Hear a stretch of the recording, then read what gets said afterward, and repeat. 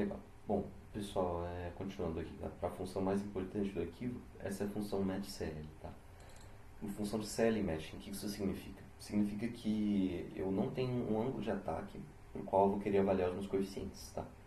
Mas eu tenho um coeficiente de sustentação. Então, o que essa função vai fazer é, eu vou encontrar um ângulo de ataque que me dá esse coeficiente de sustentação, tudo bem? E para esse ângulo de ataque, daí no final, eu vou avaliar os meus coeficientes. Tá? Avaliar CL, CD e CM por meio dessa chamada aqui, a struct polar. Então, uma chamada a esse método, basicamente. Tá? Então, vai ser por método de Newton. Eu vou rodar 10 iterações aqui de método de Newton, no caso, tá? Com um fator de relaxação de 0,5. Esse fator de relaxação é só para ajudar na convergência do método, tá? Mas basicamente o que eu vou fazer é... eu vou começar com dois ângulos de ataque, tá? Um alfa mínimo e um alfa máximo. Eu vou começar considerando que eles são iguaizinhos aos meus ângulos máximo e mínimo da polar, tá? Então eu vou definir limites aqui, para os quais a minha polar está avaliada. Ok? Começar com um ângulo de ataque zero e vou, ao longo de 10 iterações, tá? Avaliar qual que é o CL da minha polar, tá? O CL de avaliação da minha polar para o meu ângulo de ataque corrente.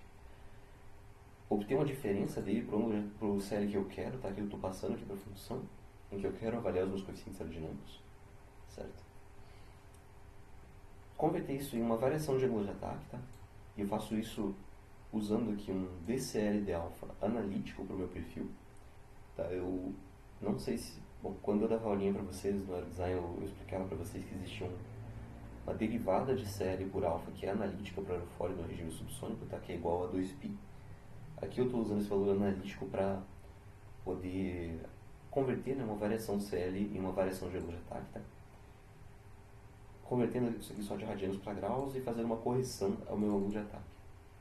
Então, baseado na diferença entre o CL que eu quero, que eu estou passando para a função, e o CL no alfa corrente, eu vou corrigir o meu ângulo de ataque. Ok?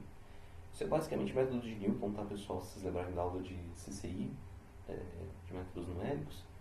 Mas eu estou só colocando aqui uma derivada estimada constante, tá, com base em um valor analítico. E daí, a cada iteração também eu vou só fazer um clamping aqui, tá? Eu vou limitar necessariamente o meu ângulo de ataque para um valor que está necessariamente dentro da minha polar, tá? Então está entre o alfa mínimo e o alfa máximo, para o qual a minha polar de arrasto foi avaliada. Tá bom? Final de tudo, retorno aqui o meu ângulo de ataque, tá?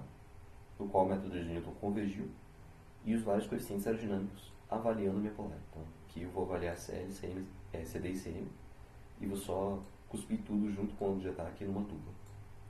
Beleza? Então, já eu mostro para vocês o arquivo de otimização, tá? A gente está chegando no final, já vou mostrar para vocês como é que está funcionando a otimização. E aí vocês vão entender como é que isso é usado para calcular a minha função objetiva para a otimização do aerofólio. Beleza?